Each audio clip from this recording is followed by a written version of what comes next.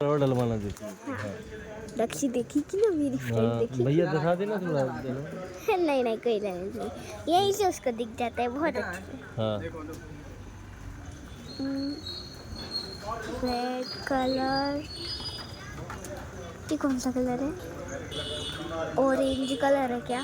हाँ और नहीं पिंक, पीला पीला है। येलो है, येलो है हाँ। ब्लू भी है। ब्लू ब्लू ब्लू मेरा फेवरेट कलर। हाँ। इसकी मैं चूड़ियाँ भी पहनी हूँ।